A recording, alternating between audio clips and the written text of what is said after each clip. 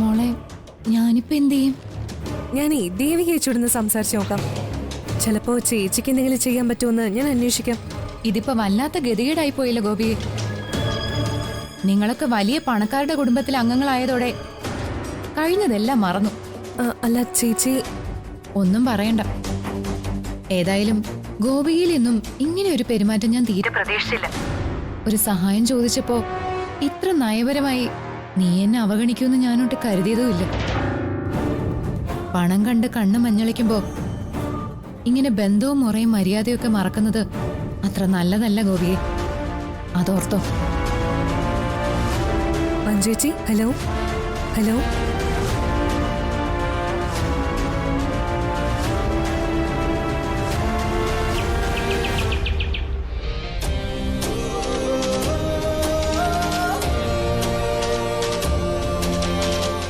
ഇപ്പൊ വേദനിക്കുന്നുണ്ടോ കുട്ടന്?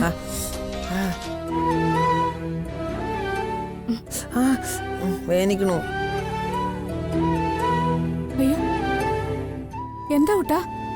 എന്തു പറ്റി? എങ്ങനെയാ നെറ്റി മുറിഞ്ഞേ? ദേവികെ, എന്താ കുട്ടന് പറ്റിയേ? ഒന്നും പറയണ്ട. പാർക്കിൽ ചെന്നപ്പോ ഊഞ്ഞാലിലിരുന്ന് കളിച്ചതാ. എന്റെ കണ്ണൊന്ന് തെറ്റിയപ്പോ നിലത്ത് വീണു. നല്ല മുറിവുണ്ടോ? ഏയ്, ചെറിയ മുറിവേ ഉള്ളൂ. നോക്കട്ടെ. ഇല്ലില്ല, ഞാൻ നോക്കുന്നില്ല. ചെറിയ മുറിവല്ലേ ഉള്ളു മോളെ. അമ്മ വിഷമിക്കണ്ട, ചെറിയ മുറിവേ ഉള്ളൂ. മരുന്ന് വെച്ച പെട്ടെന്ന് മാറും. ഗോപു, നീ പോയി ആ ഫസ്റ്റ് എയ്ഡ് ബോക്സ് എടുത്തിട്ടോ. ശരി ചേച്ചി, ഞാനിത് എടുത്തിട്ട് വരാം. ഇതുകൊണ്ടാ പാർക്കിൽ പോണ്ടെന്ന് രാവിലെ മാലാക്ക കുട്ടനോട് പറഞ്ഞു. അപ്പൊ കുട്ടനത് കേട്ടോ? കേട്ടില്ല. പാർക്കിൽ പോണെന്ന് പറഞ്ഞ് വാശി പിടിച്ചു. ഇപ്പൊ എന്തായി? മുറിവ് പറ്റി വേദന എടുത്ത് കരയുന്നു. കുട്ട, മാലാഖ പറഞ്ഞതനുസരിക്കാത്തത് കൊണ്ടാ കുട്ടനിത് പറ്റിയേ. ഇനിയെങ്കിലും മാലാഖ പറയുന്നത് കുട്ടൻ അനുസരിക്കണം. മാലാഖ പറയുന്നത് വാശി പിടിക്കാതെ അനുസരിച്ചാ കുട്ടൻ ഒരു കുഴപ്പം വരില്ല. കേട്ടല്ലോ? മാലാഖ പറയുന്നത് കുട്ടൻ അനുസരിക്കോ? ഞാൻ മാലാഖ പറഞ്ഞ എല്ലാം അനുസരിച്ചോളാം. ശരി, ഇനി ഇതിനൊരു മാറ്റം ഉണ്ടാവരുത്.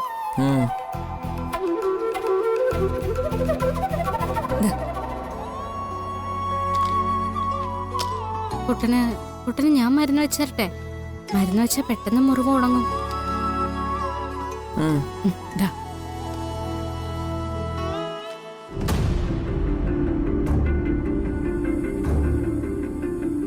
അല്ല, ദേവിക എപ്പോഴും കുട്ടന്റെ കൺമുന്നിൽ നിന്ന് മാറാത്തതാണല്ലോ. ഇന്നിപ്പോ എന്തു പറ്റി?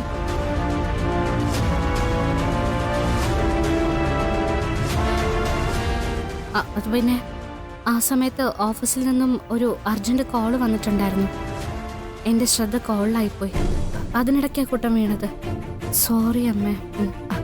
സാരമില്ല മോൾ, അവന് മരുന്ന് വെച്ചു കൊടുക്കും.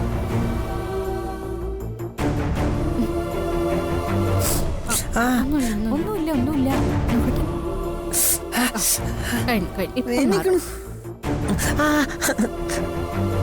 എനിക്കണു.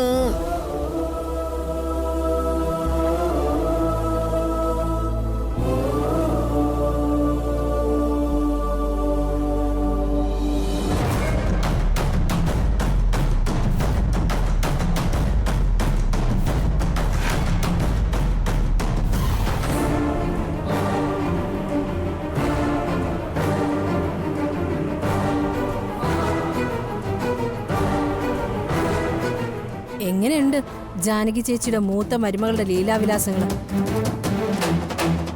ചുമ്മാതല്ല, ഓഫീസിലേക്ക് പോവാതെ പാർക്കിലേക്ക് പോണോന്ന് പറഞ്ഞ് ഇവൾ സിദ്ധുവിന് ഇളക്കുന്നത്. അമ്മയ്ക്കിപ്പോ സംഗതിയുടെ ഗുഡൻസ് മനസ്സിലായോ? അമ്മയെ അവള് മഹാതന്ത്രശാലിയല്ലേ.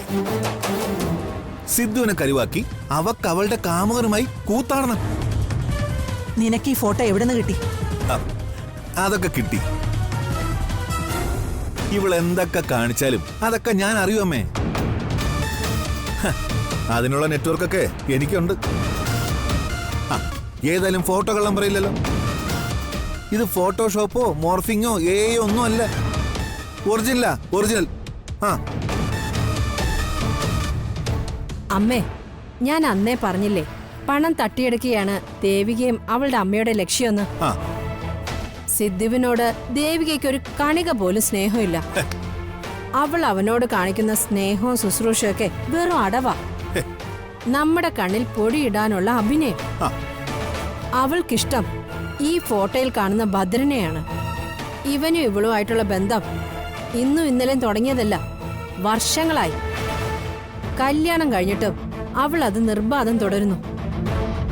ഒന്നും അറിയാത്ത പാവം നമ്മുടെ സിദ്ധുവിനെ മറയാക്കി ഇവൾക്ക് ഇവളുടെ കാമുകനും എന്ത് വേണമെങ്കിലും ആവാലോ.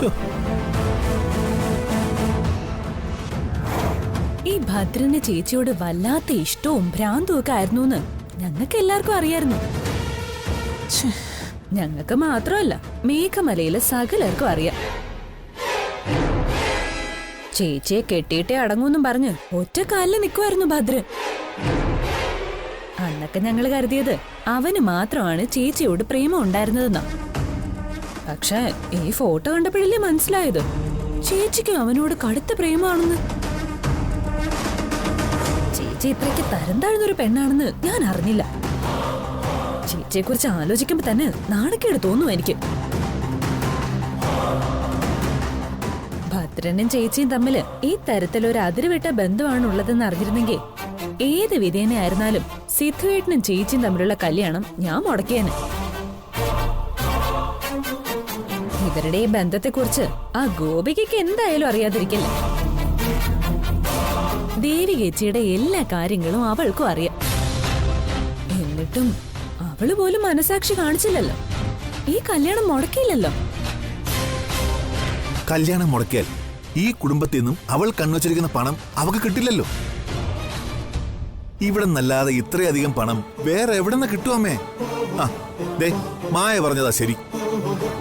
ഓ, ഇതെല്ലാം പണത്തിനു വേണ്ടി നടത്തുന്ന തട്ടിപ്പ് നാടകമാണ്. ഈ നാടകത്തിന് തിരശ്ശീല ഇടാവുന്നതേ ഉള്ളൂ. പക്ഷേ അതിന് മഹിയേട്ടനും ജാനകിയേട്ടത്തെയും വിചാരിക്കണം. ഓ, അവരൊക്കെ എങ്ങനെ വിചാരിക്കും? അവരുടെ കണ്ണുകള് ദേവിക മൂടിക്കെട്ടിയിരിക്കല്ലേ അല്ലേ? നമുക്കിതെല്ലാം പരസ്പരം പറഞ്ഞിരിക്കാന്നേ ഉള്ളൂ. ദേവികയ്ക്കെതിരെ ആർക്കും ഒന്നും ചെയ്യാൻ സാധിക്കില്ല. അവൾ ഈ വീട്ടിൽ താമസിച്ചുകൊണ്ട് തന്നെ ഈ വീട്ടിലുള്ള പണവും സ്വത്തും മുഴുവനും സ്വന്താക്കും. എന്നിട്ട് നമ്മളെല്ലാവരെയും ഇവിടുന്ന് അവൾ അടിച്ചിറക്കും. ഇല്ലെങ്കിൽ അമ്മ കണ്ടോ.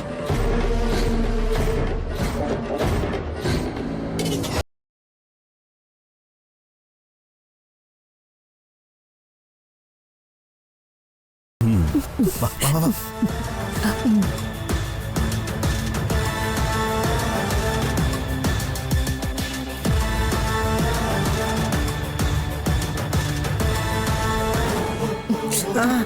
ഒന്നുമില്ല, കഴിഞ്ഞു. എന്നാ മോൻ പോയി കിടന്നു ചെല്ലേ.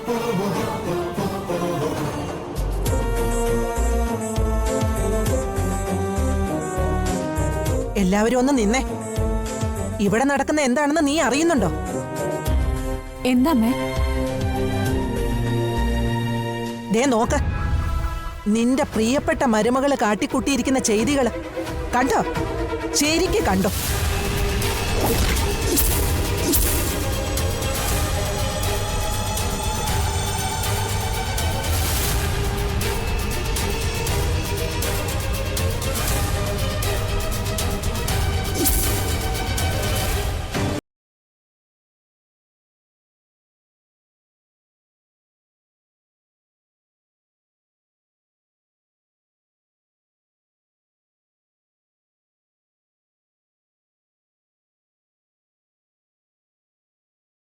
വിലാസങ്ങള്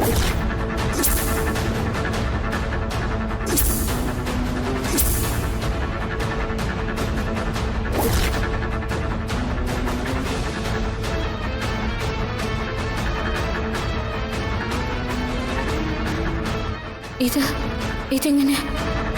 ഇതിലെന്തോ കള്ളക്കളിയുണ്ട്. എന്തോ ഒരു ചതി നടന്നിട്ടുണ്ട്.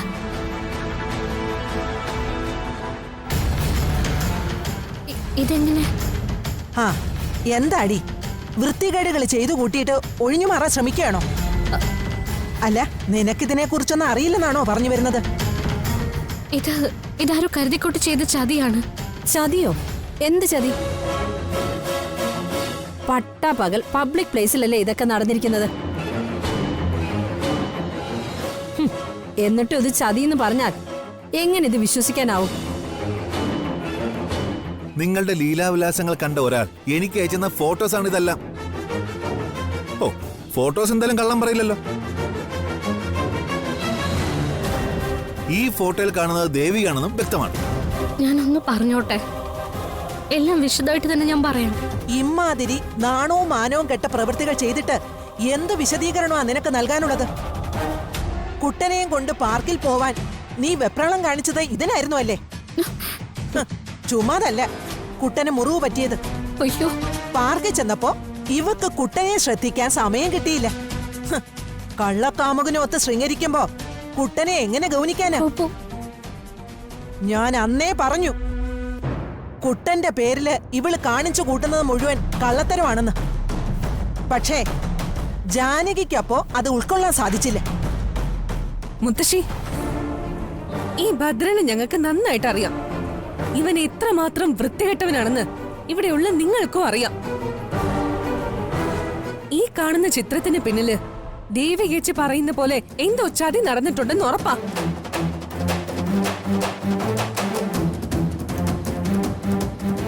ഇത് ഭദ്രനും അവന്റെ ആൾക്കാരും കൂടി ചേച്ചിയെ അപമാനിക്കാൻ വേണ്ടി, ചേച്ചിയുടെ കുടുംബജീവിതം തകർക്കാൻ വേണ്ടി നടത്തുന്ന ഒരു ശ്രമം മാത്രമാണ്. ആരൊക്കെ ചേച്ചിയെ അവിശ്വസിച്ചാലും എനിക്ക് എന്റെ ചേച്ചിയെ നല്ല വിശ്വാസമാണ്. ഗോപികെ, നീ ഇവക്ക് വേണ്ടി വക്കാലത്ത് പിടിക്കാൻ വരണ്ട. അല്ലെങ്കിലും നീ നിന്റെ ചേച്ചിയെ ന്യായീകരിച്ചല്ലേ സംസാരിക്കൂ. അമ്മേ, അമ്മ ഒന്ന് നിർത്തുന്നുണ്ടോ?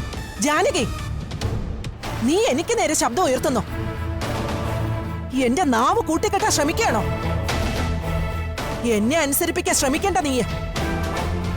ദേ, ഞാനാണ് നിന്റെ അമ്മായിയമ്മ, അല്ലാതെ നീയല്ല എന്റെ അമ്മായിയമ്മ. ഞാൻ പറയുന്നത് ജാനകി കേൾക്കണം. ചില ചിത്രങ്ങളും കഥകളും കൊണ്ട് ഒരു തീരുമാനത്തിൽ എത്തരുതമ്മേ. എനിക്കതേ പറയാനുള്ളൂ. മുത്തശ്ശി ഇങ്ങനെ ഇമോഷണൽ ആവാതെ കാര്യങ്ങളൊക്കെ സംയമനത്തോടെ മനസ്സിരുത്തി യുക്തസഹമായി ഒന്ന് ചിന്തിച്ചു നോക്ക്. അപ്പൊ മുത്തശ്ശിക്ക് ശരി എന്താണെന്ന് ബോധ്യപ്പെടും. ഭദ്രൻ ആരാ? അവൻ ഒരു കുറ്റവാളിയാണ്, ഒരു ജയിൽ പുള്ളിയാ. എന്റെ ചേച്ചിയുടെ കല്യാണ ദിവസം അവൻ ചേച്ചിയെ ഉപദ്രവിക്കാൻ ശ്രമിച്ചവനാ. ഇതൊക്കെ മുത്തശ്ശി മറന്നുപോയോ? ദേവികയും ഭദ്രനും തമ്മിലുള്ള ശരിക്കുള്ള ബന്ധം എന്താണെന്ന് അന്ന് അവനെ വധുവിന്റെ മുറിയിൽ നിന്ന് കണ്ടെത്തിയപ്പോഴേ നമ്മൾ തിരിച്ചറിയേണ്ടതായിരുന്നു. പക്ഷേ അന്ന് നമ്മൾ ഇവളെ അന്ധമായി വിശ്വസിച്ചു പോയി.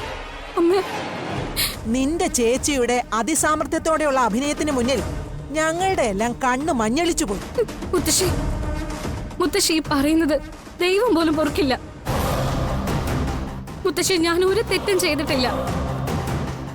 സകല ദൈവങ്ങളെയും പിടിച്ച് സത്യം ചെയ്ത് ഞാൻ പറയാം, എനിക്ക് ഭദ്രനുമായിട്ട് അത്തരത്തിലൊരു ബന്ധമില്ല.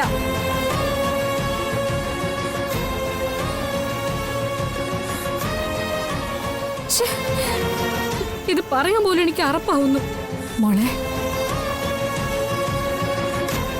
മുത്തശ്ശി, നല്ലോണം ആലോചിച്ച് വേണം ഒരാൾക്കെതിരെ ആരോപണം ഉന്നയിക്കേണ്ടത്. ഗോപികെ, കുറച്ചു നേരമായിട്ട് ഞാൻ ശ്രദ്ധിക്കുന്നു. മുത്തശ്ശിയോട് തർക്കുത്തരം പറയുന്നോ? അതിനുള്ള ധൈര്യം നിനക്ക് എവിടെ നിന്ന് കിട്ടി? ഞാൻ പറഞ്ഞാൽ എന്താ തെറ്റ്? എല്ലാരും ഒന്ന് നിർത്തുവോ? എനിക്ക് പറയാനുള്ളത് നിങ്ങൾ എല്ലാരും കേൾക്കണം. കേട്ടേ മതിയാവൂ.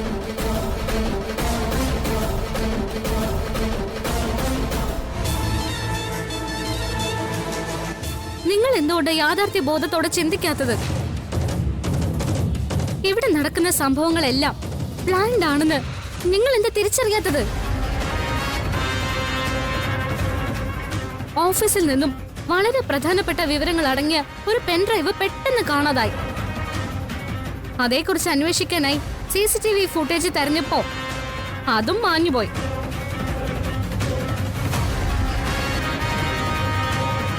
ഞാനും കുട്ടനും പാർക്കിൽ ഉണ്ടായിരുന്നപ്പോ ഭദ്രൻ എങ്ങനെ കൃത്യമായിട്ട് അവിടെ എത്തി? ആരാ ഈ ഫോട്ടോ എടുത്തത്? ഇതൊക്കെ ഒന്ന് ചിന്തിക്കണം. സത്യം തിരിച്ചറിയാൻ ശ്രമിക്കണം.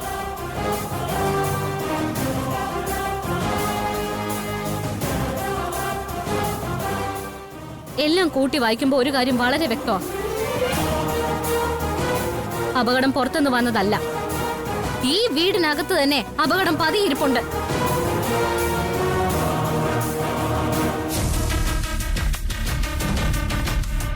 എന്റെ കുട്ടന്റെ ജീവൻ അപകടത്തിലായിരിക്കുന്നത് അതെനിക്ക് മനസ്സിലായിന്ന് ശത്രുക്കൾ തിരിച്ചറിഞ്ഞു കഴിഞ്ഞു. ഞാനിവിടെ ഉണ്ടെങ്കിൽ അവർക്ക് അവരുടെ ലക്ഷ്യം സാധിച്ചെടുക്കാൻ കഴിയില്ല. അതുകൊണ്ട് അവർക്ക് എന്നെ ഇവിടെ നിന്ന് ഓടിക്കണം. അതിനു വേണ്ടി നടത്തുന്ന നാടകമായത്.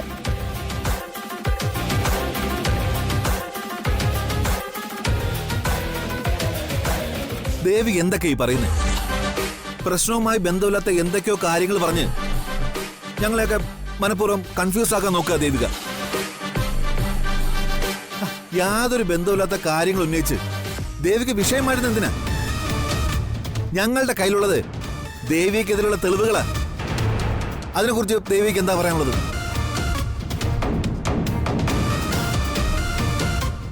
ശരി, തെളിവുകളെ കുറിച്ച് തന്നെ നമുക്ക് സംസാരിക്കാം. അങ്കിൾ ഈ ഫോട്ടോ എവിടുന്നാ കിട്ടിയത്? ആരാ അങ്കിൾ നീ ഫോട്ടോ അയച്ചു തന്നത്? ഈ ഫോട്ടോ എടുത്തതാരാ? ഇതുകൊണ്ട് അവർക്ക് എന്താ ലാഭം? ഇതിന്റെ പുറകിൽ എന്തെല്ലാം സംഭവിച്ചിട്ടുണ്ടെന്ന് എനിക്കറിയണം. കയ്യിലുള്ള തെളിവുകൾ കൊണ്ട് അങ്കിളിന് എന്റെ ചോദ്യങ്ങൾക്ക് ഉത്തരം തരാൻ പറ്റുമോ?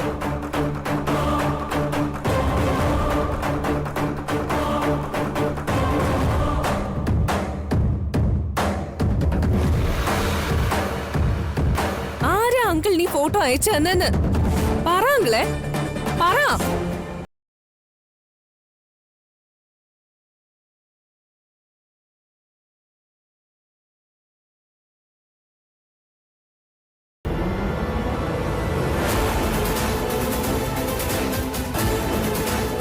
അച്ഛൻ എന്തിനാ ദേവിക ചേച്ചിയെ കുറിച്ച് ഇങ്ങനെ അനാവശ്യമായ വൃത്തികേടുകൾ പറയുന്നത്? ഗോപിക പറയുന്നത് ശരി. ഗോപിക ചോദിക്കുന്നതിന് അച്ഛൻ മറുപടി പറയണം. ആരാ അച്ഛൻ ഈ ഫോട്ടോ അയച്ചു തന്നത്? അയച്ച ആളുടെ പേര് ഈ ഫോണിൽ കാണുമല്ലോ. അച്ഛനത് കാണിക്കേ. അത് ശരി, നിങ്ങൾ കാണിക്കണ്ട, ഞാൻ നോക്കിക്കോളാം.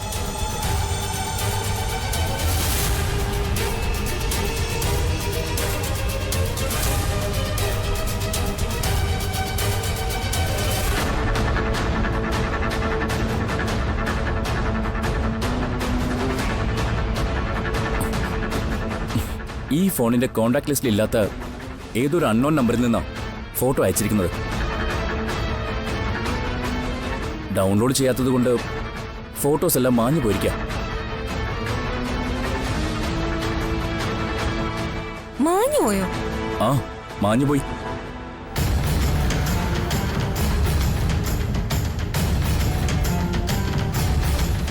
ഇതേതോ നെറുകെട്ടവന്മാരുടെ പ്രവൃത്തിയാ.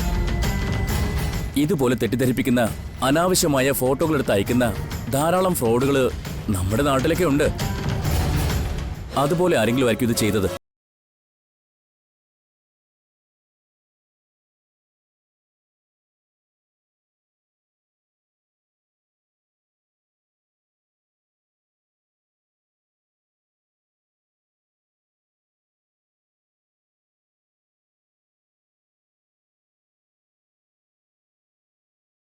എല്ലാവരും ഞാൻ പറയുന്നത് വിശ്വസിക്കണം.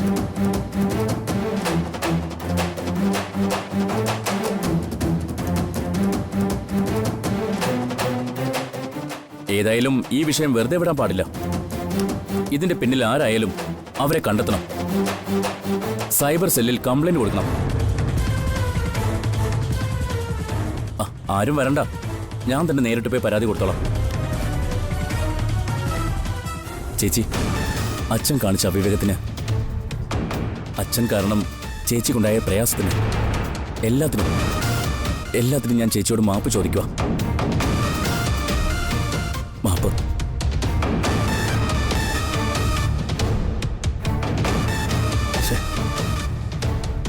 സംഭവിക്കാൻ പാടില്ലാത്തത് സംഭവിച്ചു പോയി. ചേച്ചി ഇത് മറക്കണം പ്ലീസ്.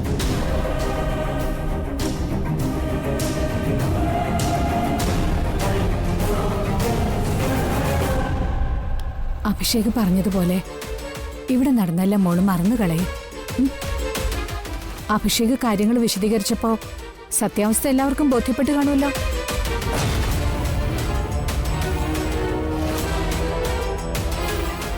മോള് തെറ്റൊന്നും ചെയ്തില്ലല്ലോ, പിന്നെ എന്തിനാ ഇങ്ങനെ സങ്കടപ്പെടുന്നേ?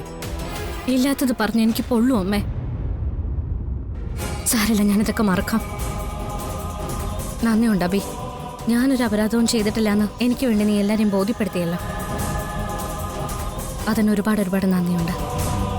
നന്ദിയുടെ ആവശ്യമില്ലേ ചേച്ചി.